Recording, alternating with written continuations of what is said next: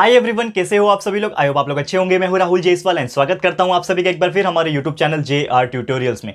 Friends, आज again आपके सामने एक मोस्ट इंपॉर्टेंट हिस्ट्री का लेक्चर वीडियो लेकर आ गया दोस्तों, जिसमें हम पढ़ने वाले हमारे 8th स्टैंडर्ड के लिए हिस्ट्री सब्जेक्ट का जो हमारा सेकंड चैप्टर चल रहा है दोस्तों, जिसका नाम है chapter number 2 Europe and India. आज फाइनली हम इस चैप्टर का आखिरी लेक्चर आपके लिए लेकर आ गए हैं, जिसका नाम है लेक्चर नंबर 5।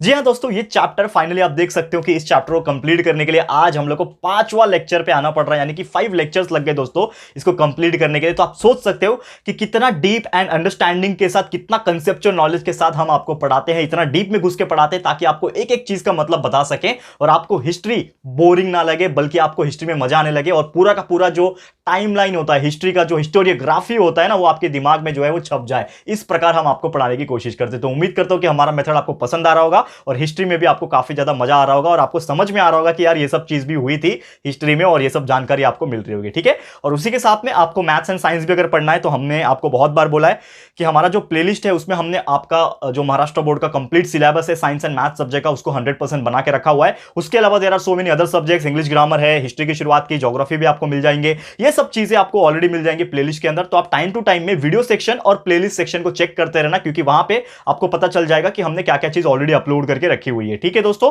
और साथ ही में जो हमारा सेकंड चैनल है जिसका नाम है JR टॉक्स, उसको भी जाके देख लेना, क्योंकि वहां पे हम करियर गाइडेंस के वीडियो डालते हैं। और अगर आपने हमें इंस्टाग्राम पे फॉलो नहीं किया है तो जरूर से इंस्टा पे भी फॉलो करने लेना, लिंक आपको डिस्क्रिप्शन में मिल जाएगा। तो चलिए शुरुआत करते हैं आज के इस वीडियो की, जो कि हमारा यूरोप एंड इंडिया, और इसमें हमारा कुछ टॉपिक रह गए हैं, 2 से 3 टॉपिक छोटे छोटे रह गए हैं, तो उसको हम लोग कंप्लीट कराएंगे। लेकिन आपको याद दिला दूं कि लेक्चर नंबर 4 में हमने क्या पढ़ा था। तो लेक्चर नंबर 4 जो था, इसके पहले का जो लेक्चर था दोस्तों, उसमें हमने देखा था कि किस प्रकार जो ब्रिटिश ईस्ट इंडिया कंपनी जो थी वो कैसे हमारे इंडिया में आई थी, उसने कैसे अपना फाउंडेशन रखा। बंगाल का मैंने आपको बताया था, ठीक है ना, सिराजुद्दौला, ठीक है ना, ये सब जो थे, ठीक है ना, मीर जाफर, मीर कासिम, ये सब चीज आपको याद आ रहा होगा। ठीक है, जाके देख लेना, लेक्चर नंबर 4 याद आ जाएगा। तो ओके, तो वो सब चीज के बाद फिर क्या हुआ था, मैसूर का हुआ था। मैंने आपको बताया था कैसे स्ट्रगल हुआ था मैसूर का, क्या लड़ाई हुई थी ब्रिटिश और मैसूर के जो थे वहां पे, टीपू सुल्तान थे वहां पे। तो ये सब चीज के बारे में मैंने डिस्कस किया था। और आज फाइनली 2 टॉपिक और पढ़ना है हमें। पहला जो टॉपिक है, British control over the Sindh. Sindh यानी कि एक तरीके से वो टाइम पे पंजाब में आ जाता था। सिंध बोलते हैं ना पूरा एरिया, वो जो नॉर्थ वेस्ट इलाका है उसको सिंध बोलते हैं, यानी कि पंजाब जो एरिया है पूरा और उसके आगे के भी जितने एरिया से उसको सिंध बोलते हैं। तो कैसे ब्रिटिश ने अपने कब्जे में लिया, इसके बारे में थोड़ा सा जानकारी लेंगे। तो पहला टॉपिक आज जो हमें पढ़ना है दोस्तों, वो है ब्रिटिश कंट्रोल ओवर सिंध। ठीक है ना, ब्रिटिश कंट्रोल ओवर सिंध। ठीक है ना, आपको पता है सिंध, ठीक है। और नॉर्मली सिंध से ही आपको पता है कि सिंध जो है ना, नॉर्मली हिंद एक कंबाइन वर्ड है और इसी से हमारा नाम इंडिया पड़ा है। इंदस रिवर, सिंधु नदी जो है होती है ना, उसका नाम इंडस रिवर आपको पता है ना हमारे इंडिया की। तो वो एक बहुत लंबी स्टोरी है, कभी और बताऊंगा, लेकिन उससे आज हम लोग को लेना देना नहीं है। लेकिन हम कुछ और बात कर रहे हैं। तो यहां पे ब्रिटिश का कैसे सिंध के ऊपर कंट्रोल हुआ, ये हम लोग को पढ़ना है। तो बेसिकली हुआ क्या, अब ब्रिटिश क्या था, धीरे धीरे बंगाल को जब कब्जा कर लिया उसने, तो उसने सोचा, एक चीज उसके दिमाग में आया कि क्यों ना हम पूरे इंडिया के ऊपर अपना दबदबा जमाए। और लेकिन उनको एक डर था, क्योंकि जैसे जैसे वो एक्सपांशन कर रहे थे, जैसे जैसे वो अपना पावर को बढ़ा रहे थे, ब्रिटिश जो पावर था, British army, British business, British factories वगैरह जो लगा रहे थे, east India company in short, तो ये जो पावर वो लोग एक्सपांड कर रहे थे पूरा इंडिया में, तो उनको एक डर ये था। डर किस बात का था कि कहीं जो हमारे ऊपर जो रशिया है, आपको पता है ना रशिया एक बहुत पावरफुल देश है, एक बहुत बड़ा देश है, सोवियत नेशन में इंक्लूड होता था। तो ये जो रशिया है ना, कहीं हम पे ना हमला ना कर दे, ब्रिटिश के ऊपर हमला ना कर दे। तो ये उसको क्या था, डर था। तो यही डर के वजह से उसने क्या सोचा, अगर जो रशिया है वो आएगा तो कैसे आएगा, बीच में तो पहाड़ है, क्योंकि डायरेक्ट अगर रशिया सामने से आता है, फॉर एग्जाम्पल मैं आपको एक मैप के थ्रू बताने की कोशिश करता हूं कि समझ लो ये हमारा इंडिया है, ठीक है ना, ये ऐसा इंडिया है ना हमारा, ठीक है ना, ये पंजाब है, इधर पंजाब है, ठीक है ना। मैं देखो अभी 100% मैप तो नहीं बना सकता, मैं अपने हाथ में तो होता नहीं है ना, टेक्नोलॉजी की थोड़ा सा अभी कमी है, लेकिन धीरे धीरे हो जाएगा, कोई बात नहीं। ये आपका जम्मू एंड कश्मीर है, ठीक है ना, एक इमेजिनेशन सिचुएशन क्रिएट कर रहा हूं, थोड़ा सा आप दिमाग लगाओगे तो आपका क्रिएट हो जाएगा। और यहां पे आपका क्या है, ये जो पार्ट है ये नेपाल का पार्ट था, फिर इसके ऊपर पूरा चाइना है, ये पूरा चाइना है, और चाइना के ऊपर और भी कंट्रीज है, और यहां पे रशिया है। इमेजिन कर पा रहे हो दोस्तों, ये रशिया है, ठीक है। और यहां पे बंगाल था, यहां पे क्या है, बंगाल, ठीक है, थोड़ा सा इमेजिनेशन करो, थोड़ा सा डायग्राम मेरी खराब है, आई नो दैट, बट आप लोग समझदार हो यार, समझ जाओगे, कोई बात नहीं। ठीक है, तो ये जो रशिया है, तो ब्रिटिश को क्या डर था कि हमने जैसे ही बंगाल में एस्टैब्लिश किंगडम कर लिया अपना और पूरा का पूरा अपना फैक्ट्री लगा दिया, ब्रिटिश ने कर दिया, तो उसका धीरे धीरे ये था कि क्यों ना मैं पूरे इंडिया में फैलूं। तो उनको एक डर था कि कहीं रशिया जो है वो डायरेक्ट आ जाए और हमारे पे अटैक ना कर दे। लेकिन रशिया कभी भी ये रास्ते से नहीं आ पाएगा। क्यों नहीं आ पाएगा? क्योंकि यहां पे क्या है, माउंट एवरेस्ट है, आपको पता ही है। ये इलाके में क्या है, चाइना के ऊपर पूरा माउंट एवरेस्ट है, बहुत सारे पहाड़ है, तिब्बत है, तो नहीं आ सकता हो। तो रशिया को घूम के आना पड़ेगा, कहां से? यहां से आना पड़ेगा, यानी कि जो पंजाब, यानी कि ये पूरा जो सिंध इलाका है, इसको ही बोलते हैं सिंध। सिंध समझ में आ रहा है दोस्तों? ये पूरा इलाका जो है, यहां पे अफगानिस्तान है, यहां पे अफगानिस्तान।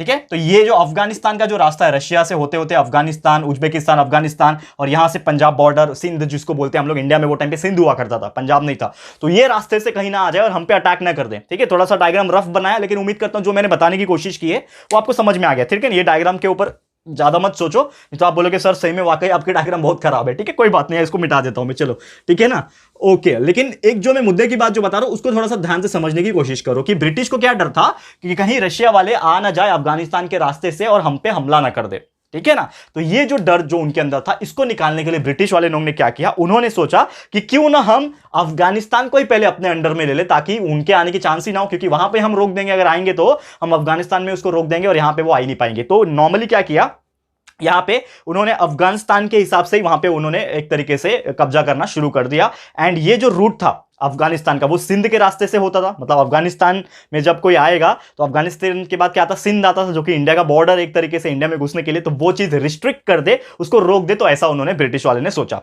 ठीक है, और इसीलिए धीरे धीरे करके जब अफगानिस्तान, जो अफगानिस्तान था नॉर्मली, ठीक है, तो अफगानिस्तान जो ये था ना पूरा एरिया, जैसे मैंने आपको बताया कि ये पूरा अफगानिस्तान का एरिया है, और उसके नीचे ही क्या है, हमारा भारत है, भारत के अंदर क्या है, सिंध है। तो जब ब्रिटिश ने सोचा कि क्यों ना हम अफगानिस्तान को ही अपने कंडर ले ले हम लोग, ठीक है ना, अफगानिस्तान को अपने अंडर में ले ले, क्योंकि रशिया वहां पे आ ही नहीं पाएगी, क्योंकि जब हमारा ही एरिया रहेगा तो रशिया डरेगा आने के लिए एक टाइम पे। ठीक है ना, रोक लेंगे हम वहां पे। तो जब उसने अफगानिस्तान को कंट्रोल करना शुरू किया तो पूरा का पूरा सिंध को उन्होंने कंट्रोल कर लिया, और इसी प्रकार ब्रिटिश का पूरा कंट्रोल हो गया, किसके ऊपर, सिंध के ऊपर पूरा अपना कंट्रोल उन्होंने कर लिया, और धीरे धीरे बाकी राज्यों में भी अपना कंट्रोल कर लिया। तो यही छोटा सा डिस्कशन है नॉर्मली 8th स्टैंडर्ड की पॉइंट ऑफ व्यू, जो कि आपके सिलेबस में मेंशन है। क्लियर है दोस्तों? तो उम्मीद करता हूं कि ये चीज समझ में आ गया। तो ये सब चीज उन्होंने कैप्चर कर लिया किसमें, 1843 में। ये आपको याद रखना है, कहां पे, 1843 में उन्होंने सिंध के ऊपर, यानी कि जो हमारा पूरा इस साइड का एरिया था इंडिया का, तो सिंध के ऊपर उन्होंने क्या कर दिया, पूरा का पूरा कब्जा कर लिया। क्लियर है, समझ में आ गया दोस्तों? अब चलते हैं अगले के ऊपर, जिसका नाम है फॉल ऑफ सिख पावर। जो सिख थे, सिख समुदाय के लोग थे, ठीक है ना, तो सिख का कैसे फॉल हुआ, यानी कि एक तरीके से जब उनका दबदबा हुआ करता था, तो कैसे ब्रिटिश के आगे सिख जो थे वो थोड़े से ढीले पड़ गए, फीके पड़ गए, और कैसे उनका जो पावर था वो धीरे धीरे कम हो गया। ये सब चीज हम लोग डिस्कस करेंगे यहाँ पे अगला टॉपिक में, जिसका नाम है दोस्तों, यहाँ पे क्या नाम है, फॉल ऑफ सिख पावर। ठीक है, ध्यान से देखना, आपको ईच एंड एवरी पॉइंट जो है अच्छे से समझ में आ जाएगा। ठीक है, fall of Sikh power. Clear दोस्तों? तो उम्मीद करता हूं कि ये चीज आपको बहुत अच्छे समझ में आ रहा होगा। तो अगले टॉपिक पे जाते हैं, जिसका नाम है fall of Sikh power. Heading डाल देता हूं सबसे पहले, फिर आपको आगे की बात जो है वो समझाता हूं। क्लियर है? उम्मीद कर रहा हूं कि आपको समझ में आ रहा होगा। ठीक है, हेडिंग डाल देते हैं fall of Sikh power.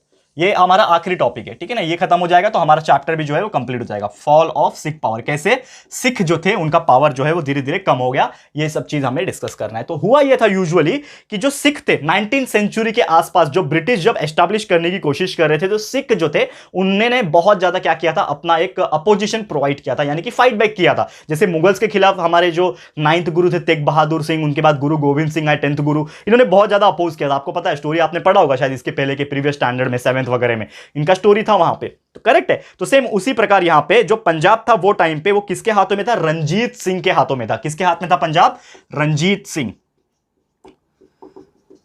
Ranjit Singh के हाथ में कंट्रोल था। ठीक है ना, पावर जो था पंजाब का वो रंजीत सिंह के हाथ में था। और जैसे ही रंजीत सिंह का देहांत हुआ, यानी कि डेथ हुआ, तो उनके जो छोटे बेटे थे जिनका नाम था दुलीप सिंह, ठीक है ना, इनके छोटे बेटे रंजीत सिंह के बेटे, ठीक है, क्या नाम था उनका, दुलीप सिंह। ये देखो, ये सब चीज ध्यान में रखने वाली बात है। ठीक है, तो पहले पंजाब के गद्दी पे कौन था, राजा कौन था वहां पे, जो रूलर था, किसके हाथों में था, रंजीत सिंह के हाथ में। जैसे इनका डेथ हो गया, देहांत हो गया, ऑब्वियसली मरेंगे ही, वो तो हर इंसान को मरना है कभी ना कभी। तो जब इनकी डेथ हो गई, उनके बाद उनके बेटे, छोटे बेटे दुलीप सिंह जो है उनको गद्दी पे बिठा दिया गया, यानी कि उनके ऊपर हैंड ओवर कर दिया गया। ठीक है, फिर हुआ यह था, और साथ ही मैं आपको बता दूं कि उनकी जो मदर थी जिनका नाम था क्वीन जिंदन, इनकी जो मदर थी जिनका नाम था क्वीन जिंदन, ठीक है, तो जिंदन जो थी ना उनकी माता थी नॉर्मली, एंड उन्होंने काफी ज्यादा हेल्प किया था, काफी ज्यादा एडमिनिस्ट्रेशन एक्टिविटीज जो होती है यानी कार्यभार संभालना, उनमें काफी ज्यादा हेल्प किया था, उन्होंने बहुत ज्यादा अच्छे से एक्टिविटीज जो है वो की थी। क्लियर है? तो उम्मीद करता हूं कि आपको ये चीज समझ में आ रहा है। एंड उसके बाद नॉर्मली क्या हुआ कि ये होने के बाद इसका फायदा उठा के, क्योंकि देखो कंट्रोल कुछ चीज नहीं हो पा रही थी, बहुत सारी जब चीजें कंट्रोल नहीं हो पा रही थी,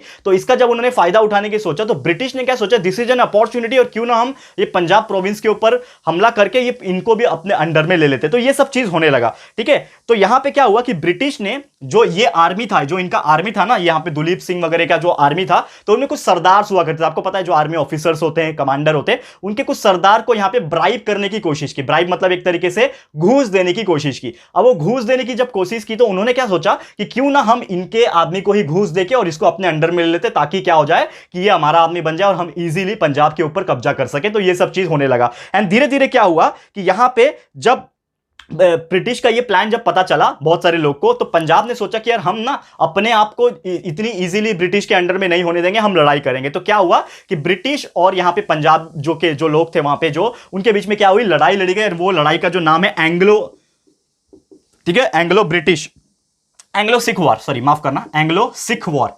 ठीक है, तो ब्रिटिश और पंजाब के जो लोग थे, सिख लोग थे, जो हम टॉपिक पढ़ रहे हैं सिख लोग, इनके बीच में जो लड़ाई लड़ी गई थी, क्या नाम था, एंग्लो सिख वॉर। ये चीज आपको ध्यान में रखना है। क्लियर है? ये बहुत इंपॉर्टेंट लड़ाई है। ठीक है, तो यहां पे जो पंजाब के जो लोग थे यानी सिख लोग थे, उन्होंने ब्रिटिश के ऊपर अटैक कर दिया था, क्योंकि उनको ऐसा लग रहा था कि वो जब अटैक करेंगे तो ज्यादा लाइक बोलते हैं ना कि ज्यादा फोर्स के साथ अटैक करेंगे, इसके पहले हम ही अटैक कर देते हैं। तो सिख ने क्या किया, ब्रिटिश के ऊपर अटैक कर दिया, और वो जो अटैक हुआ था, जो लड़ाई हुई थी, उसको, वो वॉर को हम लोग क्या बोलते हैं, वो लड़ाई को बोलते हैं हम लोग एंग्लो सिख वॉर। जैसे आपको पता ना, मैंने बताया था बैटल ऑफ पानीपत है, बैटल ऑफ प्लासी है, वैसे ये क्या है, एंग्लो सिख वॉर है। तो इसमें हुआ क्या कि सिख जो थे उनको हार मानना पड़ा, यानी डिफीट हो गए।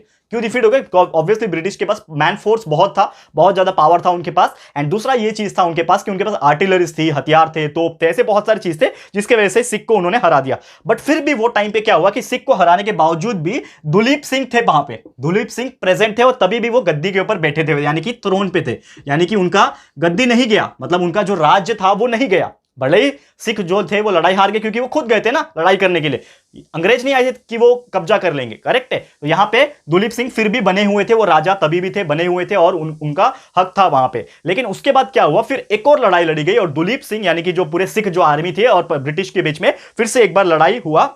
एंड इसमें एक जो ऑफिसर थे मुल्तान के, जिनका नाम था मुलराज। ठीक है ना, ये ध्यान में रखना। तो मुलराज जो थे, ये क्या थे, ऑफिसर थे, किसमें, मुल्तान में। ठीक है, तो मुल्तान के जो ऑफिसर थे उन्होंने रिवोल्ट किया अंग्रेजों के खिलाफ। उन्होंने बोला कि अब बस हो गया, अब हम इसके खिलाफ आंदोलन करेंगे, लड़ाई लड़ेंगे। तो फिर से एक और लड़ाई लड़ी गई सिख और अंग्रेज के बीच में, एंड फिर से एक बार फिर सिख को हार मानना पड़ा, यानी कि सिख क्या हो गए, डिफीट हो गए, हार गए वहां पे। फिर से जब डिफीट हो गए, हार मान गए, तो सिख की पूरी जो पावर थी वो क्या हो गई, डिक्लाइन हो गई, बहुत ही कम हो गई, यानी कि धीरे धीरे फॉल होने लगा। जो सिख पावर था वो कमजोर पड़ने लगा, फॉल होने लगा। और इसी चीज को देखते हुए जो ब्रिटिश जो पावरफुल थे, उन्होंने धीरे धीरे क्या कर लिया, पूरा पूरा जो रीजन था, पंजाब जो पूरा रीजन था, उसको अपने कब्जे में ले लिया। और ये सब कब हुआ, 1849 में, यानी कि ये 18वीं सदी का जो आखिरी चल रहा था, यानी मिडल चल रहा था, 1849 के आसपास जो ब्रिटिश थे उन्होंने पूरा पंजाब का जो रीजन था उसको अपने कब्जे में, अपने अंडर में ले लिया। क्लियर है दोस्तों? तो ये चीज था सिख का पावर का डिक्लाइन कैसे हुआ। उम्मीद करता हूं कि ये चीज आपको समझ में आ गया होगा। एक छोटा सा चीज यही है कि जैसे कि आपको पता है कि ब्रिटिश जब पंजाब वगैरह को ऑक्युपाई कर लिया उन्होंने, तो उन्होंने नीचे जाने को सोचा, या नीचे कौन है, महाराष्ट्र। ठीक है ना, महाराष्ट्र यानी कि जो दक्खन बोलते थे हम लोग एक टाइम पे। तो वो टाइम पे जो मराठास हुआ करते थे वो बहुत ही तगड़े अपोनेंट हुआ करते थे, क्योंकि यार उनको हराना बहुत, मुगल्स को उन्होंने इतना परेशान कर दिया, तो ये तो अंग्रेज है। तो नॉर्मली क्या हुआ था कि जो मराठास थे ना, ये भी बहुत ज्यादा स्ट्रॉन्ग रूलर थे हमारे इंडिया को, और इन्होंने भी बहुत ज्यादा ब्रिटिश को यहां पे तंग किया था, एंड इजीली पूरे इंडिया को कब्जा करने नहीं दिया था। तो ये सब चीज की भी स्टोरी हम लोग को पढ़नी है कि कैसे यहाँ पे मराठास को उन्होंने किया, एंड उसके बाद कैसे फाउंडेशन अपना किया। तो ये सब चीज हम लोग डिस्कस करेंगे। लेकिन दोस्तों ये कब आएगा, ये हमारे नेक्स्ट चैप्टर में आएगा, यानी कि आपको पता है कि हमारा ये आखिरी लेक्चर था इस चैप्टर का। तो इसी के साथ हमारा ये जो चैप्टर है वो होता है कंप्लीट। और मराठास वगैरह लोग के साथ क्या हुआ एंड कैसे चीजें आगे बढ़ी, कन्फ्लिक्ट कैसे हुआ ब्रिटिश और मराठास के बीच में, ये सभी चीज हम लोग जैसे जैसे चैप्टर्स के साथ आगे बढ़ेंगे, यानी कि अभी हमने सेकंड चैप्टर कंप्लीट किया, आगे थर्ड चैप्टर आएगा, फोर्थ चैप्टर आएगा। तो जैसे जैसे आगे बढ़ेंगे वैसे वैसे हमारी स्टोरी भी आगे बढ़ती रहेगी। और उम्मीद करता हूं कि आप लोगों को काफी ज्यादा मजा आ रहा होगा, क्योंकि एक स्टोरी बेस्ड जो हमने क्रिएट करने की कोशिश की है, कुछ चीजें आसान बनाने की कोशिश की है, ये आपको समझ में आ रहा होगा। तो फाइनली दोस्तों इसी के साथ हमारा ये जो लेक्चर है ये होता है समाप्त, और इसी के साथ हमारा ये जो चैप्टर है जिसका नाम है यूरोप इन इंडिया, ये होता है टोटली कंप्लीट। क्लियर दोस्तों? तो उम्मीद करता हूं कि आपको ये चैप्टर एंड ये वीडियो आपको पसंद आया होगा, तो जरूर से हमें कमेंट करके बताना कि आपको कैसा लगा है।